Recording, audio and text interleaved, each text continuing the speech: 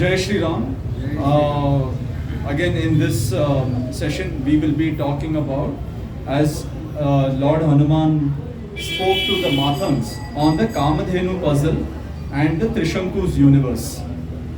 So, what is the general story about the Kamadhenu puzzle is that Kamadhenu is supposed to be the this thing of the cow, right? What do you say? Ichha Purti. Whoever asks Kamadhenu cow of whatever it will fulfill your desires. So it was a one source to fulfill desires. But that was only the way in which it was explained was not, there is no real Kamadhenu cow. It is symbolic. So like again, we have seen with all other chapters and all other stories, all the spiritual concepts have been twisted in the form of stories, and it has been given to us, which is now being unraveled, and the truth behind that is being unfolded by Lord Hanuman to us. So,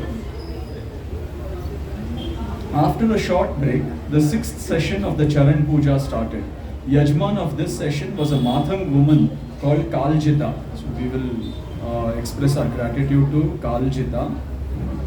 Before she could make the Arpanam in the holy feet of Lord Hanuman, her soul had to be purified.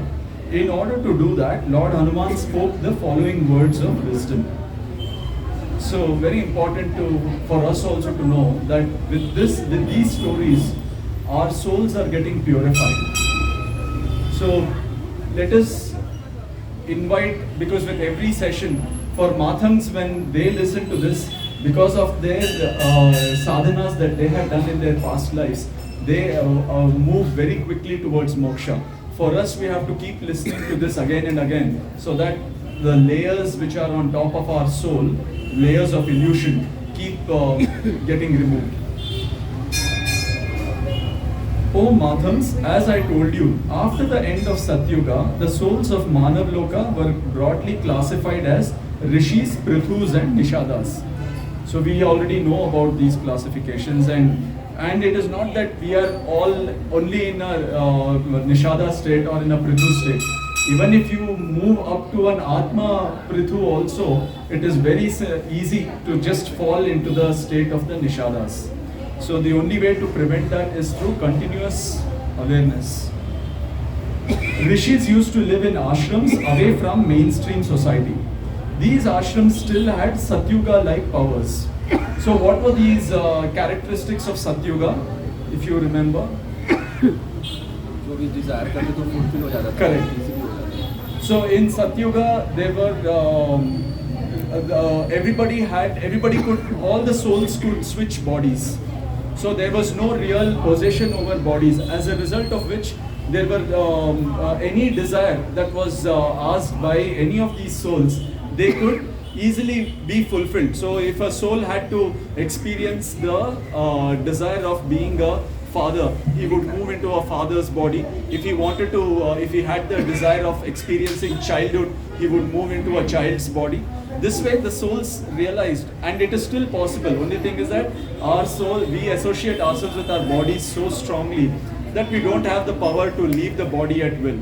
But the question always comes to us is, if we leave this body, then what will happen to our family? Which is never the case. So any visitor soul can take over the body, and it will attain the same linga code, so everything becomes normal. In fact, nobody around you even realizes that your soul has left and another soul has come. So in Satyuga, the whole essence was that all of this body switching resulted in any desire getting fulfilled immediately, and there were no dualities of seasons, no dualities of day and night, no dualities of good and evil. So such dualities never existed, because of which, if there was even an injury to the body, the injury would immediately get healed. Why? Because there was no sadness at all. There was no sadness or pain. There was no pain and suffering. There was joy all through Satyuga. So they said that after, you know how Satyuga ended. We already have seen that story. But after Satyuga, when it came to Treta Yuga, the ashrams of the rishis still had that Satyuga-like powers. For instance, ashrams were able to feed an entire army without a single grain of food. Lord Indra would make anything out of the fluid of space on the request of rishis. Imagine an army which is hungry and passes by an ashram. Their hunger vanishes suddenly and they feel as though they ate the best of food. Wouldn't they become curious to know the secret of this miracle? They would lose interest in earning day-to-day living and try to find the magical thing which could fulfill their desires without doing anything. They may even go to the extent of attacking the rishis and ruining the ashrams. Then the society itself could collapse. To avoid such a situation, rishis used to modify the memories of people after helping them fulfill their desires. This feels a lot like MIB movie, right? You take that pen and then your memory is all wiped out. देखा कि नहीं MIB? जहाँ वो एक Will Smith की ना? Correct. So after that entire memory of aliens is wiped off after they flash the pen. So to avoid such a situation, rishis used to modify the memories of people after helping them fulfill their desires. So an army passing by an ashram would get their hunger satisfied and never know anything about it. Blessings of rishis would beget poor people riches, sick people health, infertile people children, aimless people aim, hopeless people hope, and they never knew about it. However, sometimes rishis would reveal the secrets of the ashrams to those who were eligible enough to know the secret. One such eligible soul was a king called Kartavirya Arjuna of the Haihaya kingdom. How do you pronounce it? Haihaya, of the Haihaya kingdom. Mahishmati was his capital. One day, Kartavirya Arjun was passing by the sage Jamadagni's ashram. You know who sage Jamadagni, no? The father of Parshurama. With a battalion of his army was very hungry and tired. He ordered his army chief, Senapati, let our men rest here for some time. I am running out of ideas to arrange food for our men. I am going to meet Rishi Jamadagni. From there I may get some idea. Hopefully our men will have good dinner tonight. Arjuna himself was hungry. Though food was available for him, he was not eating it because there was no food for his soldiers. When he entered into the boundary of Sage Jamadagni's ashram, his hunger got satisfied. His memory got modified in such a way that he forgot about his army. He went straight to the place where Rishi Jamadagni and his wife Renuka were sitting in silence. He bowed to them and sat down quietly near their feet. After some time, the Rishi broke his silence and said, "O Arjuna, do tell what brought you here." "Hunger, Gurudeva," Arjun said. "Hunger for knowledge? I live life as per the rules set by the wise rishis. I try to keep my people happy. I try to do everything according to my dharma. But something deep inside tells me there is a void. I know about soul, karma, time, space, tridevas, and so on. But the knowledge is sitting in my mind like a pile of wood waiting for spark. A spark that could actualize this knowledge and enlighten me. A spark that would make everything very clear to me instantly." Sage Jamadagni said, "O Arjuna, you will receive the spark when you are ready for the spark." King Kartavirya Arjuna's satsang in Rishi Jamadagni's ashram lasted for many hours. He lost sense of time. When he came back to the sense of time, it was next morning. But he was feeling very rejuvenated. It was only when he came out of the ashram that he got reminded of his army. He went straight to his army chief and said, "Senapati, why are all the men in standing position? They are hungry, they are supposed to be resting till I arrange food." Army chief replied, "I beg your pardon, my king, but all our men are well fed and energetic. We are in a friendly territory. The king of this land graciously hosted us last night. You and the army were staying at the royal guest house last night. Why should any of us be hungry?" King Arjuna was in shock. He said, "Are you joking with me? I was in satsang with Rishi Jamadagni the whole night. Our army was also camped here only and we were all hungry." Army chief was not being sarcastic. Sage Jamadagni had requested Lord Indra to feed the entire army and modify their memory. He purposefully kept only King Arjuna's memory intact because he wanted to reveal the secret of the ashrama to him. King Arjuna rushed back to the ashram and fell down at the feet of Rishi Jamdagni. He said, Gurudeva, am I in some kind of an illusion or dream? I remember that I was with you last night. I remember all the stories you told last night. I remember that my army was hungry last evening when I left them outside your ashram. Now they say they were not here. They were in the royal guest house. They say that I was also here with them. I was also there with them. What is the truth, Gurudeva? Please break my illusion. Rishi Jamdagni replied, O king, calm down. First tell me, who is this I you are inquiring about? Now, this is one of the most interesting path of self-discovery, self-realization, inquiring about the I. So, how does one inquire about the I? Is by constantly questioning if I am feeling any strong emotions. Who's feeling these emotions? Who is that I? You say, no, I am feeling anger, I am feeling hungry, I am feeling pain, I am feeling joy, I am feeling happy.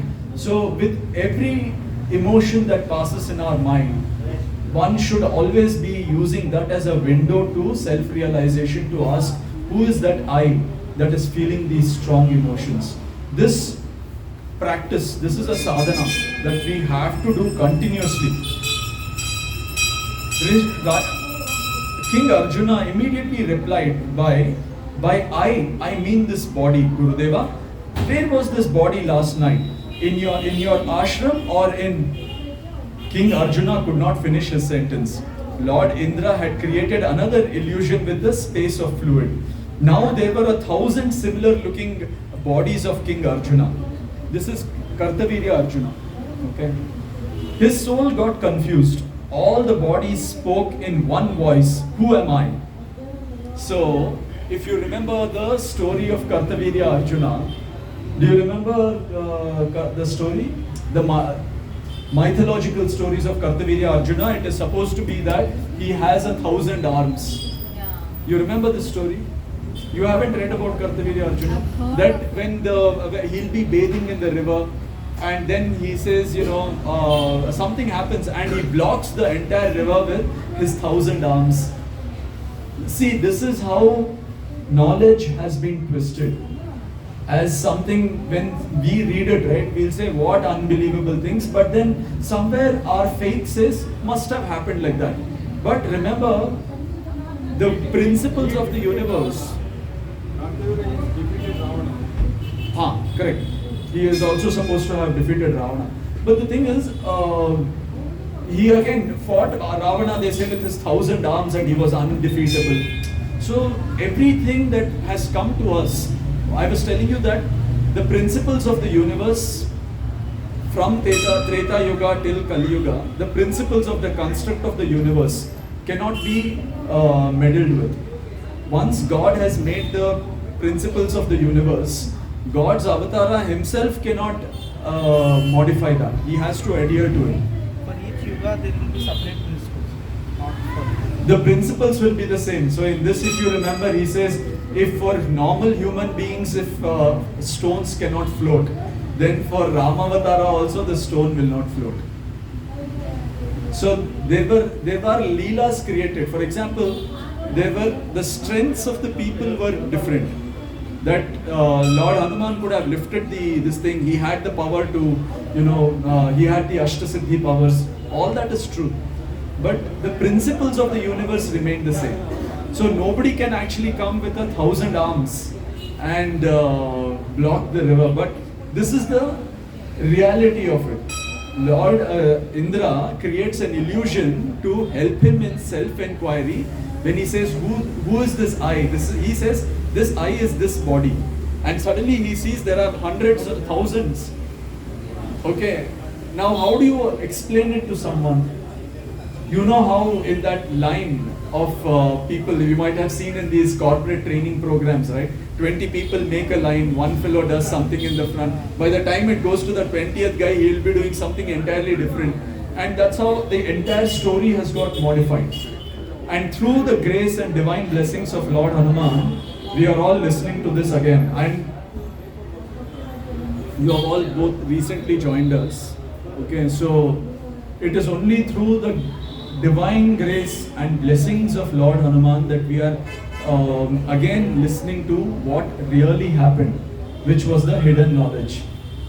And I was just listening to it saying, very few, handful of people are blessed with this opportunity, and today we are one among the blessed ones to be listening to this. So let us express our gratitude to Lord Hanuman for it. Without him, we couldn't have received this knowledge. When Lord Indra withdrew the illusion, King Arjuna muttered, "This is a dream. I am in a dream. I am in Swapnaloka." Rishi Jamdagni said, "This is Manavloka, not Swapnaloka, O Arjuna. This is a secret aspect of Manavloka which I am revealing to you because you are worthy of knowing this secret. Yes, you were here with me late last night, and your army was also camped outside my ashrama. I fed your entire army and modified their memory. If you go to the royal guest house to inquire about this, they will also say that you and your army were in the royal guest house last night, because I have modified their memory also." So we know about through the Krishna Sudama Leela about relative change and absolute change. So relative change is where only your memory is modified. Absolute change is when everybody's memory is also modified. So that becomes the reality. Every particle of this universe will say that you were in the royal guest house last night, but I have kept only your memories intact purposefully so that you know the truth. Had I changed your memories too, you would have resumed your journey normally without noticing anything. But you, O Arjuna, are special. You have the ability to handle the truth. So this is being revealed to you. King Arjuna said, "If this is the truth, I am certainly not capable enough to handle it, Rishivar. I am feeling very weak. I feel like a tree which has lost its roots and about to fall. What should I believe and what should I not? You have not modified merely my memories. You have created an entirely new reality for me. For me, the reality is that I was in your ashrama last night, but the rest of the world's reality is that I was in the royal guest house. For me, the reality is that you fed my entire army, but for the rest of the world, the reality is that they were fed in the royal guest house. If you are able to do such miracles without doing any purushartha, which is work, what is the point for me to work so hard for the betterment of myself and my people? What is the point of living in this life? I have lost the entire purpose of living. I feel like I feel like ending my life's journey right here." Rishi Jamdagni replied, "O king, this secret has been revealed to you because you have the capability of becoming a rishi." So there are three categories. Nishada. So even the Nishadas are completely after the materialistic pursuits of life. You can understand English, right? So completely after the materialistic pursuits of life. So that is also there as Deha Nishada, only after their body pursuits. Mana Nishada, only intellectual pursuits, and one more is called logical Nishada. He only Viveka Nishada. Viveka Nishada is he will justify everything through his Viveka. He knows eating non-veg is cruelty to animals, but he will justify himself with his Viveka. If I don't eat it, somebody else will eat it. I am on the top of the food chain. Some justification. So they say that 99% of human beings fall under this Viveka Nishada category. Right? Then there is Prithus. Prithus also they are coming into awareness. So maybe we are all Prithus. So even in Prithus there are categories. Samskara Prithu. Your samskara will not allow you to do something which is against the law of against something which causes pain and suffering. You will not cheat anybody. You will not cause harm and suffering to anybody. So you are a samskara Prithu. Then there is Chitta Prithu. Chitta Prithu is somebody who understands that all of this is he is in complete awareness of the four mental bodies that he has. So Chitta Prithu will always be looking at, see, my mind is speaking to me like this. He is in detachment. He is never attached to things. He is a Chitta Prithu. Then there is an Atma Prithu. Atma Prithu looks at everything as an illusion.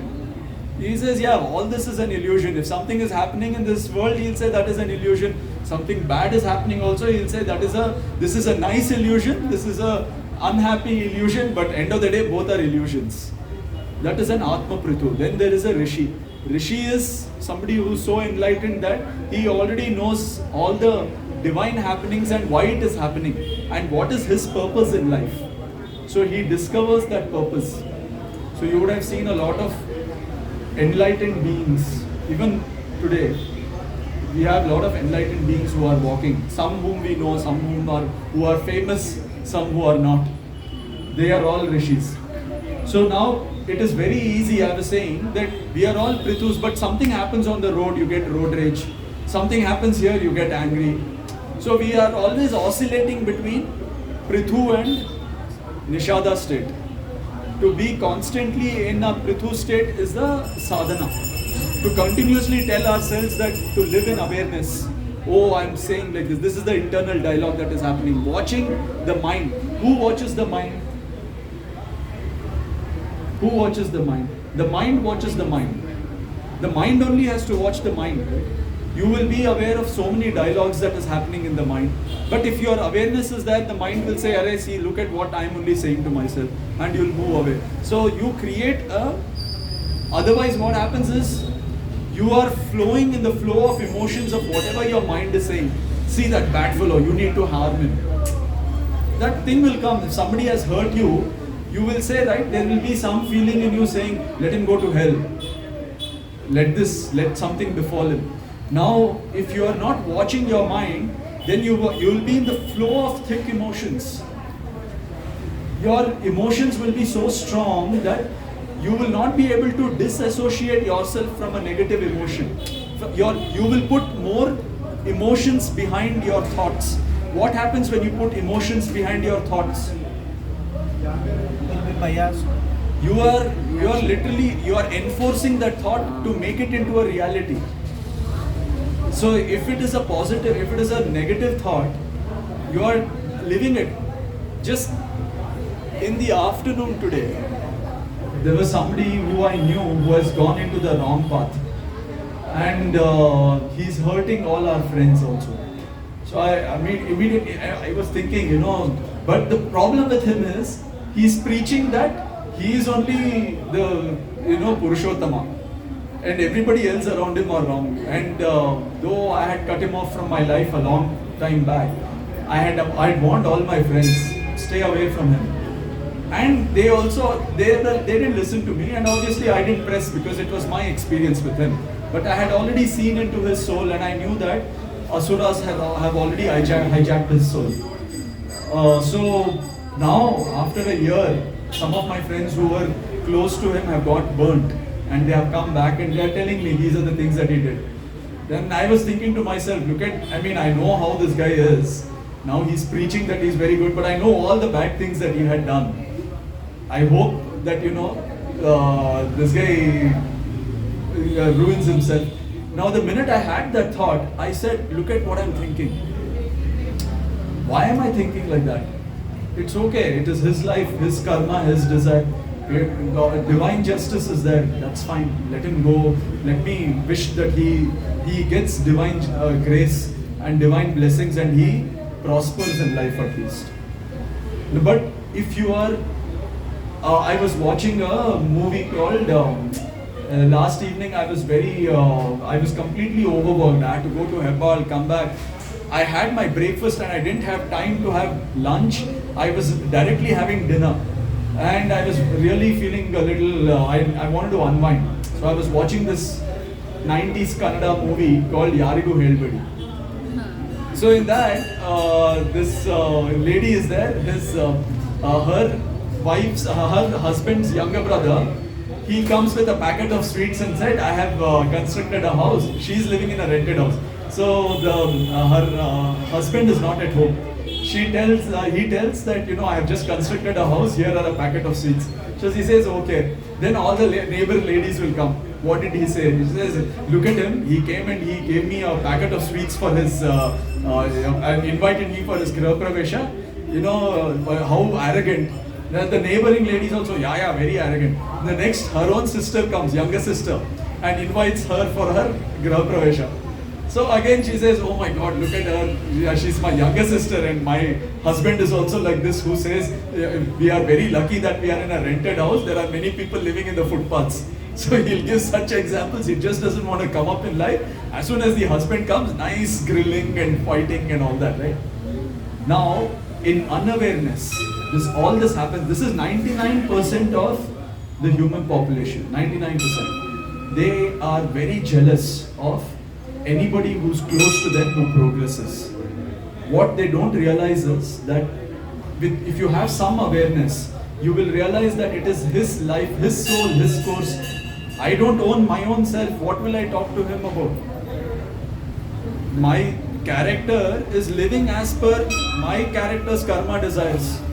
I can eject from this character and go, and if I want to experience what an Olympic athlete is, his level of Olympic this thing. I was running in the park and I was watching one guy, I think he's a foreigner guy, right?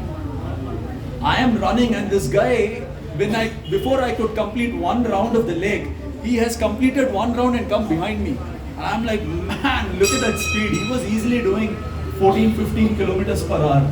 Even though I was doing 8 kilometers per hour, he is doing twice my speed. So I was wondering, what it would be like to live in a real marathoner's body who run for 2 hours at 21 kilometers per hour speed. Can you imagine that?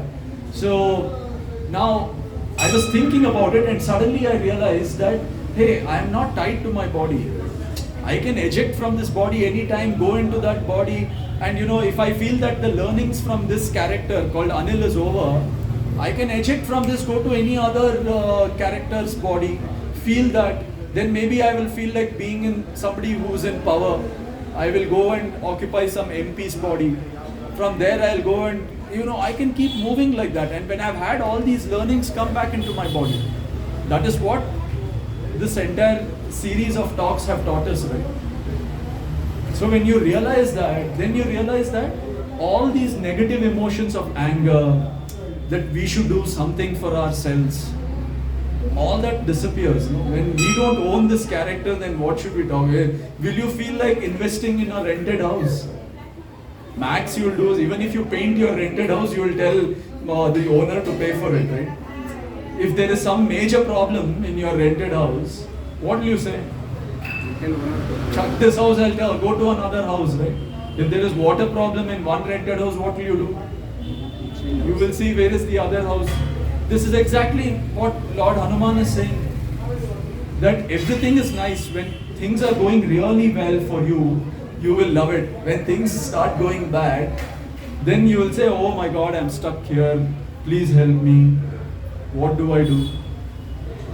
But what we don't realize is that we are all in rented house and rented bodies. Our soul is free to leave it. Now, I'm telling you this is also residing in my head as knowledge. I have not been able to do it. Even if I do it, or maybe if there is another soul, I don't know.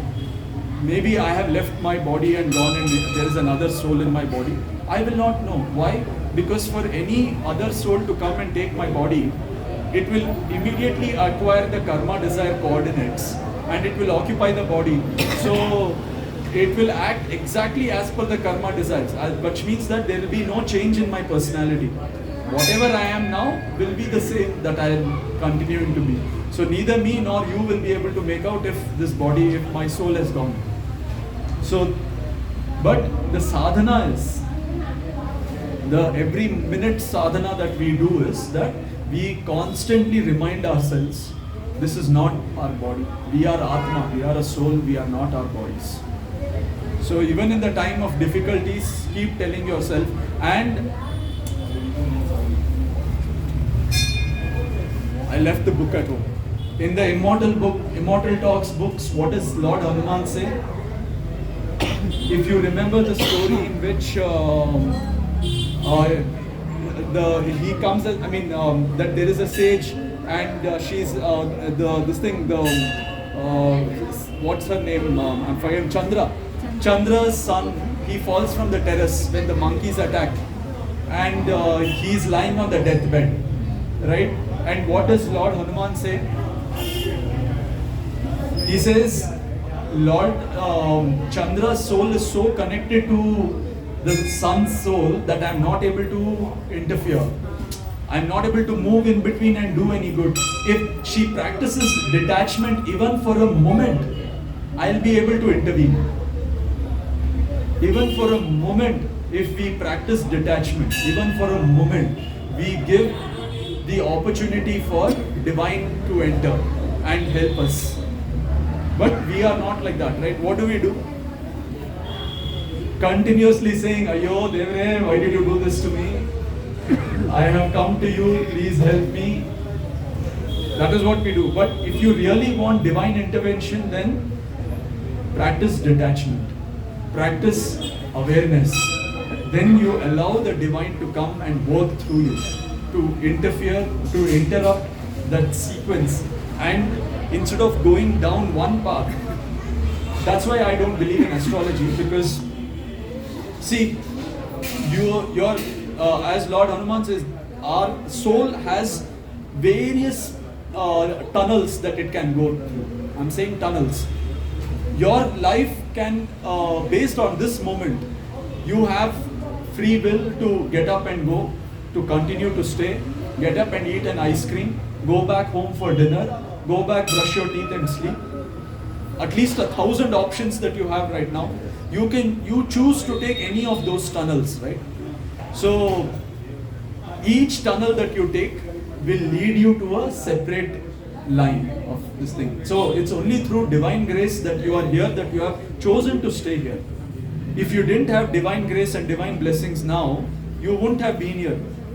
And that's what they say at the beginning of every chapter, everything that I know of also, is that you are here for a reason, because you were chosen to listen to this.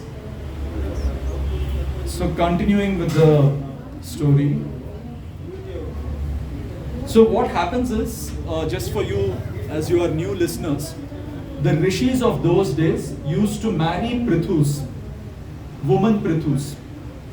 So their constant interaction would lift them from prithu to rishi state. And the children that they would bear also would become great rishis, because of the constant interaction, the divinity that is, divine knowledge that is given to them, they also become rishis. So that is to uplift the community that the rishis used to marry.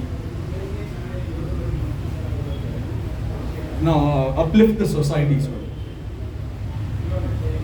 So Arjuna says, what is the point of me to even continue living? If everything is happening like this, you can request Lord Indra to come and change everything and modify the memories, and I don't have to do anything, right? Then my whole life is a false foundation. I'm struggling for everything, and you are doing it in like this.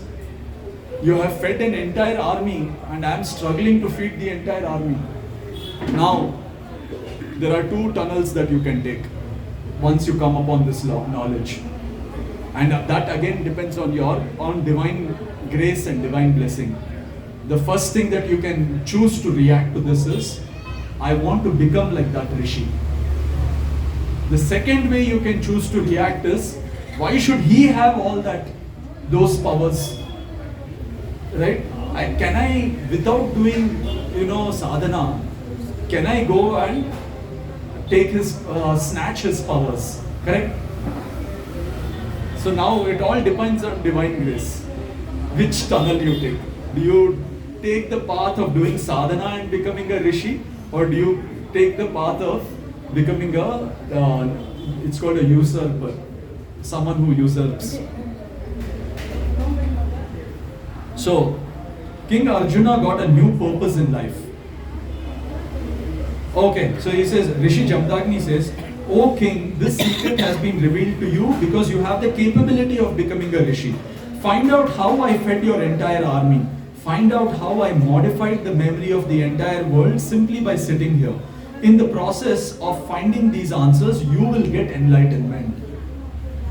You will get all the powers that which I have. King Arjuna got a new purpose in his life. He said, Gurudeva, where should I start? Show me a path. Give me the knowledge which will help me in this quest. King Jamdagni said, Oh Arjuna, you already have all the knowledge required. More knowledge won't do any good. It will just go and sit in your mind. So I'll give you a puzzle. Just solve this puzzle with the help of knowledge you already have. In the process of doing so, you will get all the powers which rishis have. And the puzzle is this. I have a cow called Kamadhenu breed in my possession. It is not even the name of a cow. He says it's the Kamadhenu breed. She gives the milk which can fulfill all desires. That milk is the basis of all existence. That milk can create objects, memories, thoughts and so on. This is how I fed the entire army and modified their memories. Find out what is this Kamadhenu. Go and solve the puzzle. This is your purpose of life from now on. King Arjuna took the blessings of Rishi Jamdagni and departed from here. After reaching his kingdom, he started spending days and nights in solving this puzzle. Many months passed. He could not find any clue. Then he appointed many spies. Look at him. Then he appointed many spies in the mission of finding Kamadhenu. What was if you understood this puzzle, what was the meaning of this puzzle? That you do sadhana and you go inside yourself to find that divine connection and through which you attain the power. Instead, what does he say? There must be an actual cow called Kamadhenu. Huh? We became Rick Krishna. Yeah. There's a deer. Yes. He's getting that smell. Correct. And he's running. Where is that Yeah. smell? What is that? It's called the scented deer. What deer is that? Krishna Mruga. Huh? Krishna Mruga. Yeah. Krishna Mruga is called what? It gets the smell of that sandalwood from itself. Kasturi Mrugas and all that. And it goes around saying, where is it? Where is it?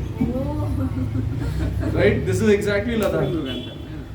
So, after months of spying, they reported there was no special cow at the ashram. And if there is any, it is not visible to human eye. Rishi Jamdagni was very disappointed with King Arjuna. He called him to his ashrama and said, Oh Arjuna, think beyond the physical world. By cow, I didn't literally mean a cow as you know it. I gave you a puzzle which cannot be solved by the mind. This puzzle is meant to take you behind the horizons of physical world. Don't get trapped by your mind, go beyond it. So remember I was telling you about these things called Zen koans in one of these chapters. Do you remember? There is something, a field of Buddhism called as Zen Buddhism, and they give these disciples something known as Zen koan. A Zen koan is supposed to take them beyond their mind and solve those puzzles, so that Zen monk will give his disciples something like, what is the sound of a one-handed clap? Go and meditate on the sound of a one-handed clap. So why is he trying? Then he'll say, what is the sound of a butterfly's flutter? Is there a sound of a butterfly's flutter? So what is the sound of a butterfly's flutter? So like this, he'll give them some puzzles to solve. The puzzle doesn't mean that he goes, takes looks at his hand and all that. It is meant to collapse your mind. So they say that for years together, they will only be trying to solve the puzzle. And finally, when the guru says, he sees that he's close to solving the puzzle, the disciple will be drawing the water from the well. And he'll go and upturn him and he falls into the well. The minute he falls into the well, he gets enlightened because the mind collapses. In another time, he says even King Janaka was like this, very close to enlightenment. Ashtavakra saw it when he was coming on the horse to his ashram. He suddenly jumped out of nowhere and hit him with the stick, and he fell from the horse. The minute he fell from the horse, he attained enlightenment. So these are some of the ways of attaining that enlightenment that we are all. I mean, end of the day, what are we trying to do? When we say that give bhakti, there are three ways, right? We realize towards enlightenment or self-realization. One is bhakti. When you say bhakti, it is not just about singing Hanuman Chalisa and going back. It is about surrendering your mind so much so that you say, Lord, I don't have any mind of my own. Everything is yours. This mind is not me, this body is not me, everything is you. You decide what will happen. If good things happen to me, bad things happen to me, everything is through you.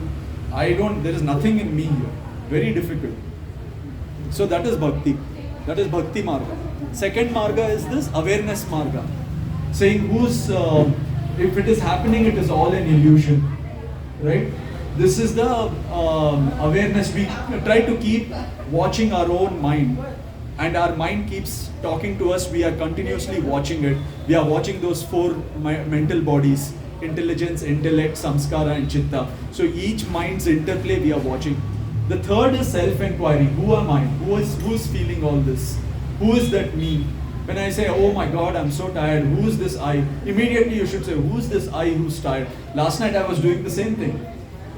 I was feeling so tired and I was like, then I felt, and yesterday was a landmark day, we managed to attain so much, and then suddenly I started getting a lot of mails, congratulatory mails from all US saying, well done, well done.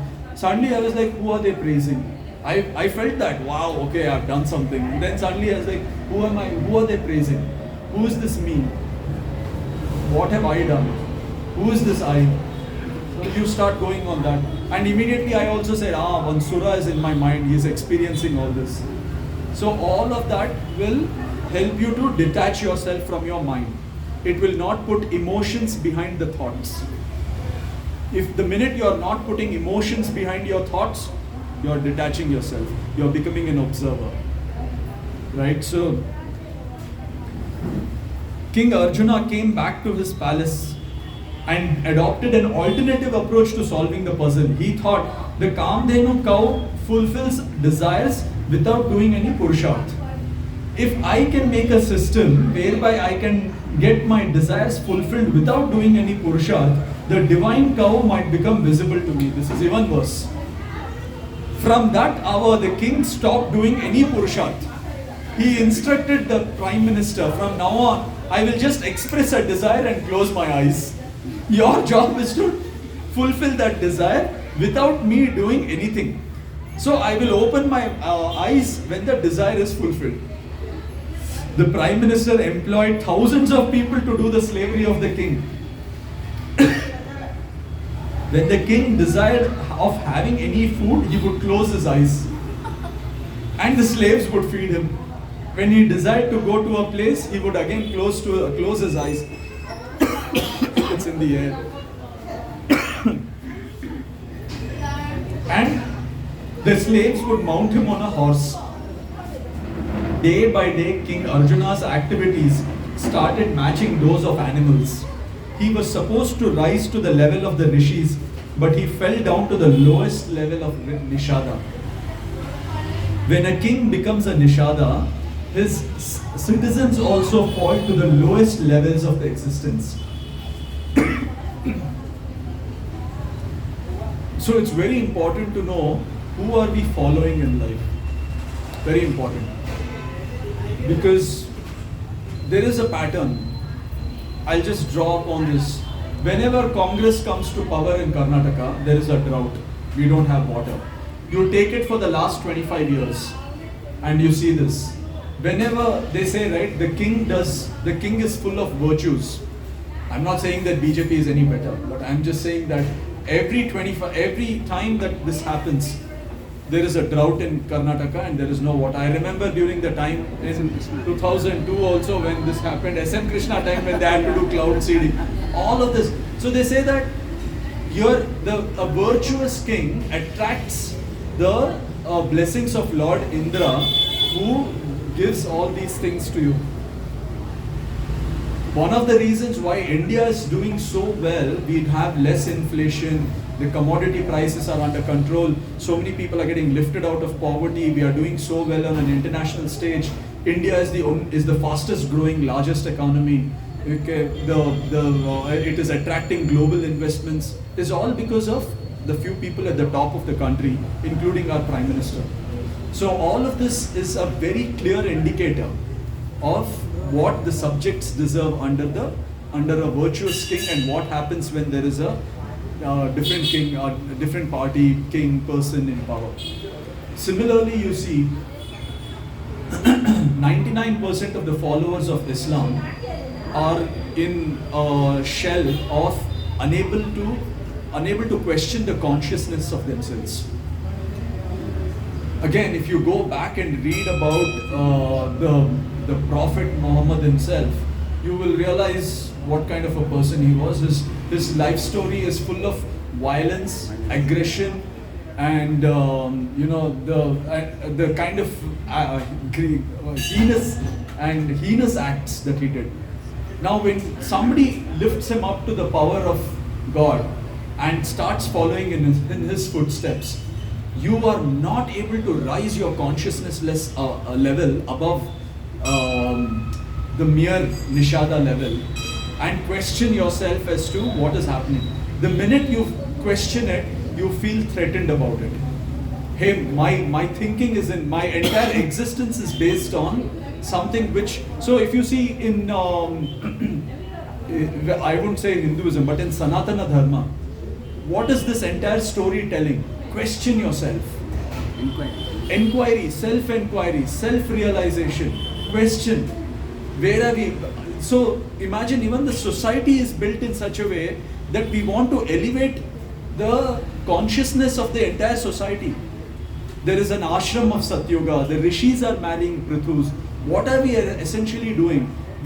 Our entire religion, and I will not call it a religion, right? Because I will ask you, when the Europeans went to America and discovered the Apache Indians there, what was the religion they were following? Similarly, when the Europeans or Islamists came to India and said, this is the land, what was the religion that we were following? Nothing.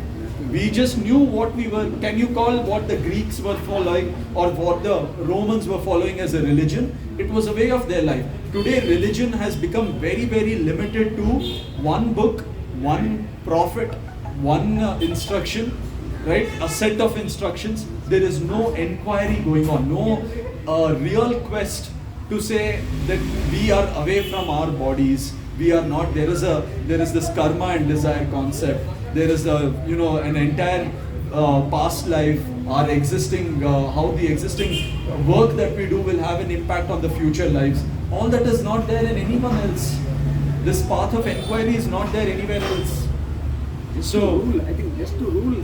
It was all absolutely right. Everything is about control controlling purpose. Control, aggression, dominance.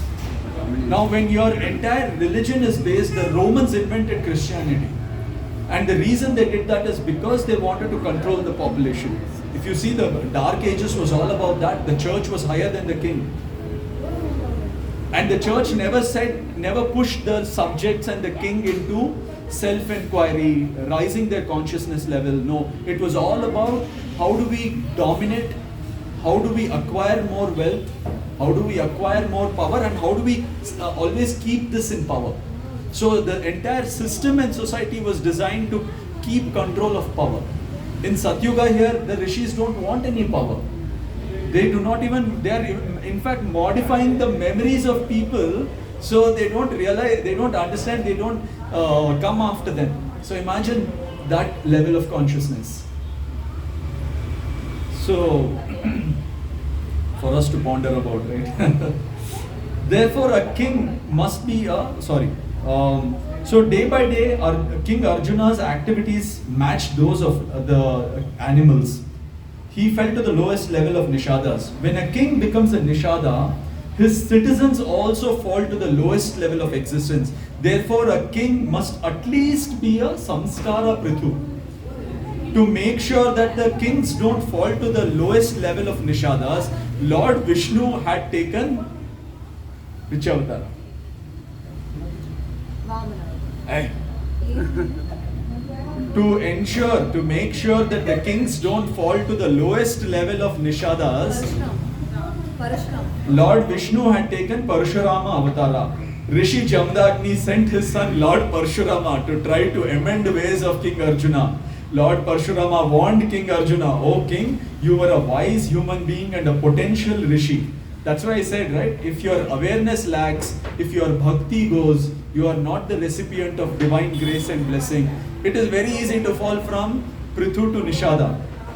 Sadly, you have fallen down to the level of animals. Citizens of your kingdoms and the kings of other kingdoms are getting a wrong influence because of you. You are putting entire mankind on a wrong course. Mend your ways, otherwise I will be left with no other option but to eliminate you.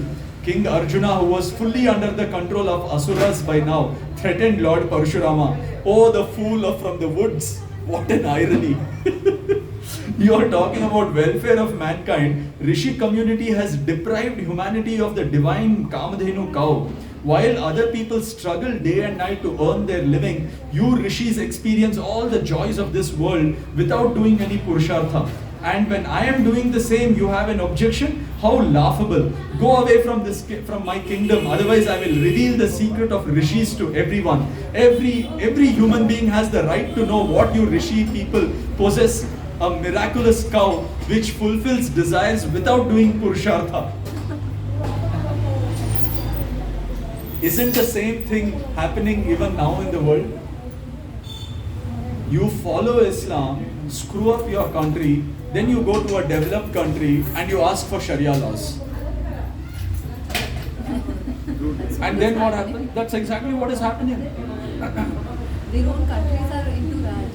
There is this lady who, I'm forgetting her name, who became a senator in US.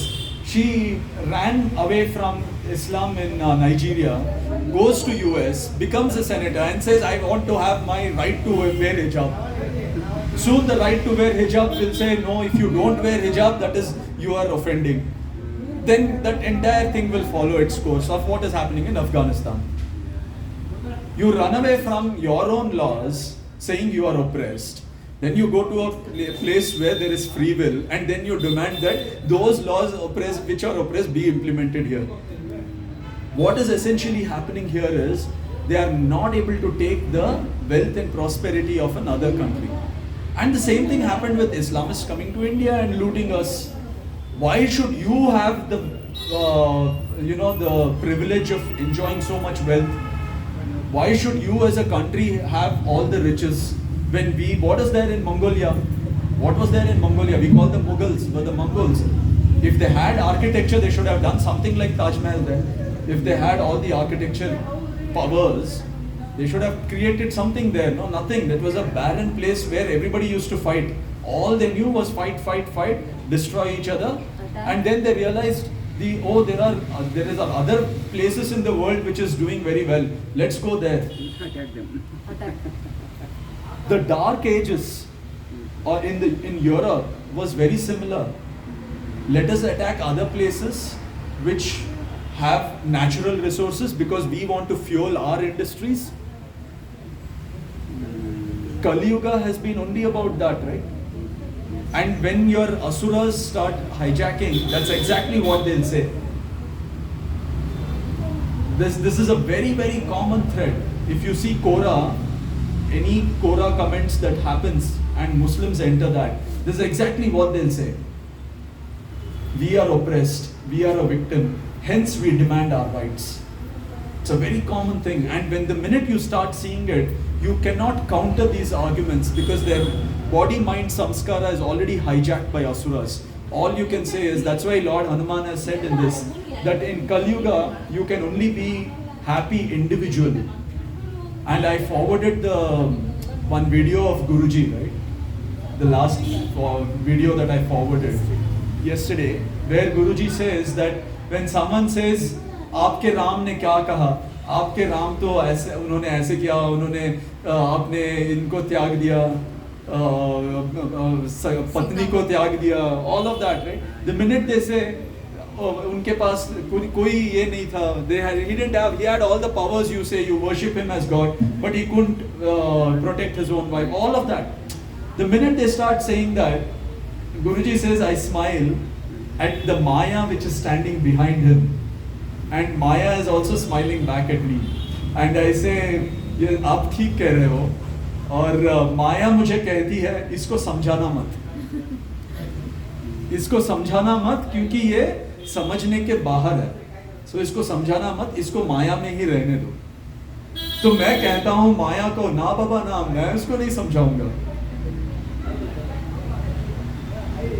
So a lot of people get into these debates. I used to be one of them. Okay, I used to be one of them. To get into these online debates and try to do. But end of the day, I realized it's like the pigs who love wallowing in the drainage. They pull you down. They love the drainage and the mud, the slush, the whatever. Right? They love it. But after you get in there, I used to feel bad for days. And I realized that, oh my God, what am I doing? Now I see the first clue. I don't do anything. I just see, I observe, I see the patterns, and I see how asuras hijack. I see how Maya takes over. I see the patterns, and I say, great. I see my own self. My own mind starts generating arguments like generative AI. It will start generating arguments. I see the flaws in their arguments, and my mind starts generating counter arguments. I observe my own mind. And I say, okay, very well, thank you. Now you see what you do, very good, come out of it, don't type. I sometimes type, I delete everything and I come out. There's no point, there's no point. So Lord Parshurama said, oh Arjuna, we will be very happy if you also get the position of Kamadhenu cow and become a rishi. You have instead fallen down to the level of animals.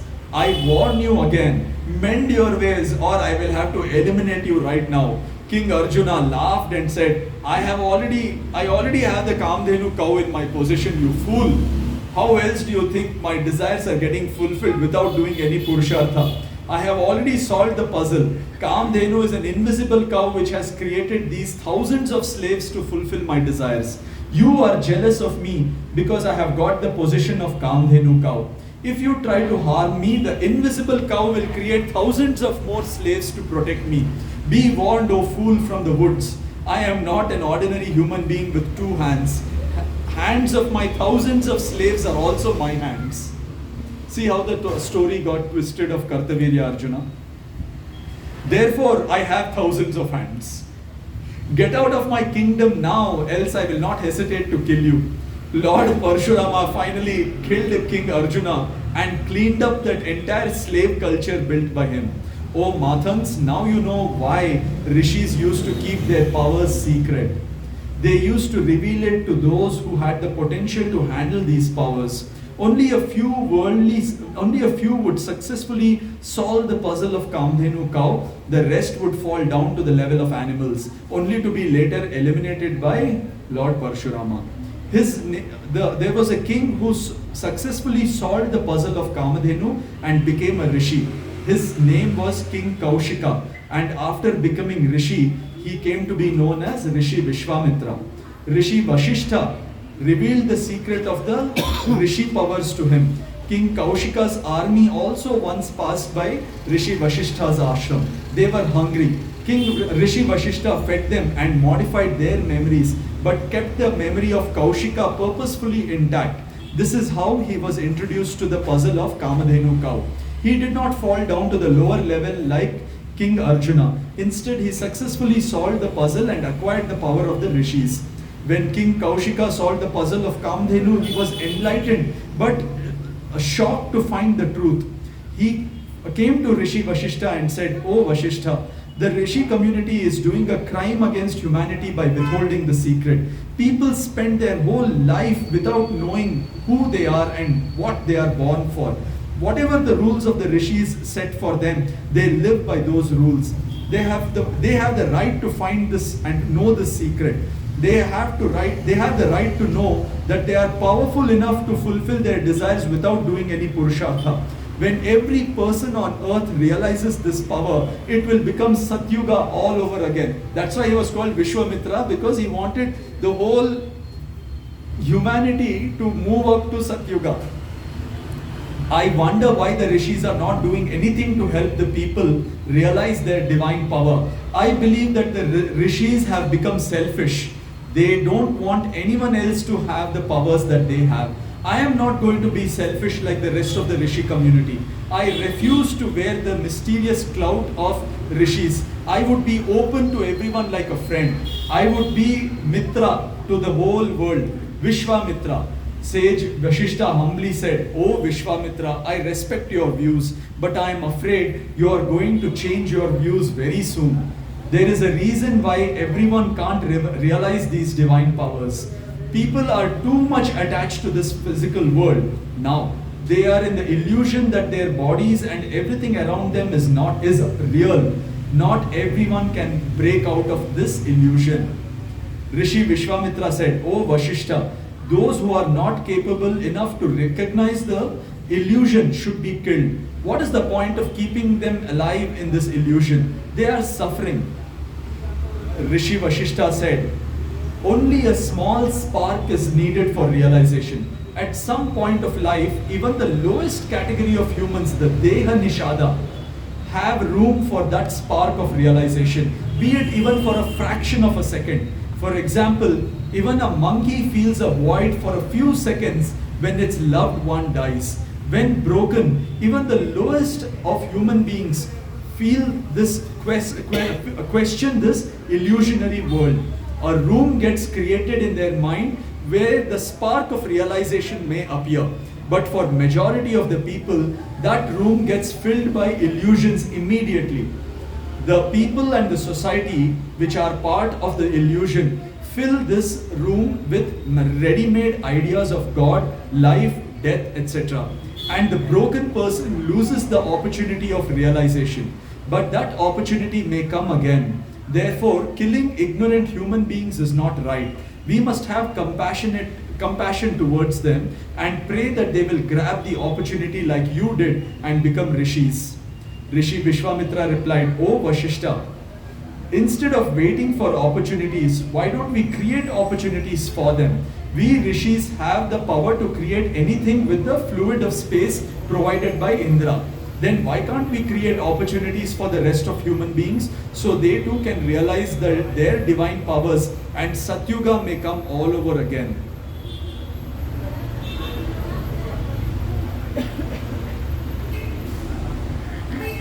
This is where from here I would like to end it, because from here Rishi Vishwamitra will create the Trishanku Yagya.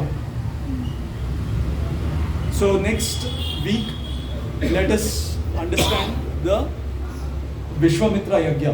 Now another thing that I want to warn all of you here is that, see, we get all this information and we go to our loved ones and we expect them also to follow. It is not going to happen. It is not going to happen because they need to be the recipient of divine grace and divine blessing for them to get that spark. So I see that my parents, my wife, my loved ones, grandparents, all of them are in that path of ignorance. Ayo namjate higya kaito nav yarigun. Why did this thing happen to us? We never, we never wished foul upon anybody. We never cheated anybody. God is still doing bad things to us. Why is this happening to us? Or we have done good things, so good things will happen to us. We have always prayed to God, so God will protect us. All these are dialogues which are happening. Even if I want to tell them, they will not be able to understand. So the best thing is, that's why one of the things that we should understand is that in this world, it is very rare for somebody to find that divinity. Very rare. And like the Kalpa we had read in another chapter, where the world ended in the previous Kalpa, how many people attained enlightenment? There were exactly 1000 crore. We are achieving 1000 crore now. The reason why all this knowledge is coming to us now is because the world is going to end as we know it. 1000 crore human beings is the threshold of the earth. When we are at 850 crores, by the way.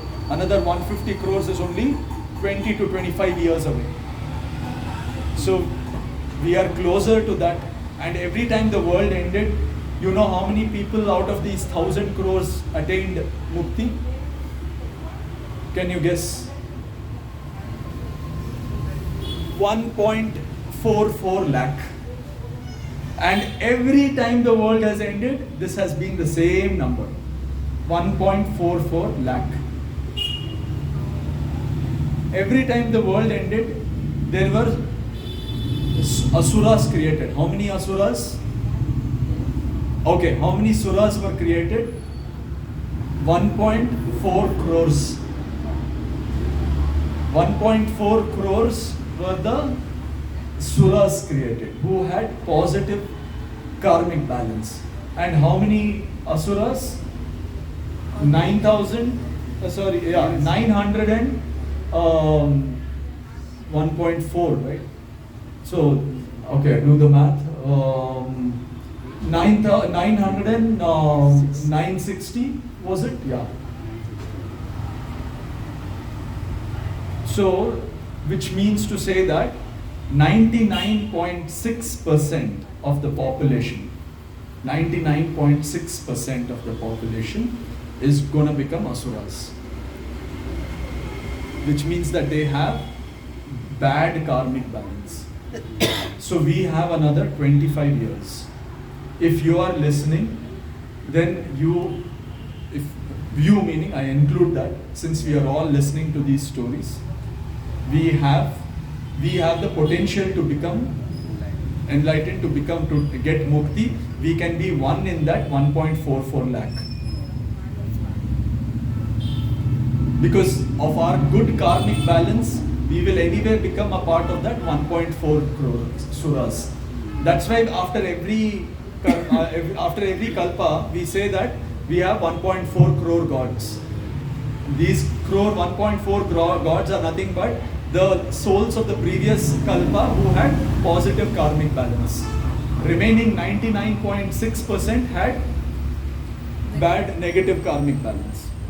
So that's why you see a whole lot of evil is rising now in the world. So either you can get, I can see a lot of people, including myself also, getting very impacted by this evil. But I always bring my attention back to these stories and to the positive and say, yes, I have 25 years left. I want to attain mukti. I am going to focus on myself and move steadfast on the path of karma with Lord Sri Rama and Lord Hanuman guiding me all the way. That is all that we can pray for. Okay, Jai Shri Ram.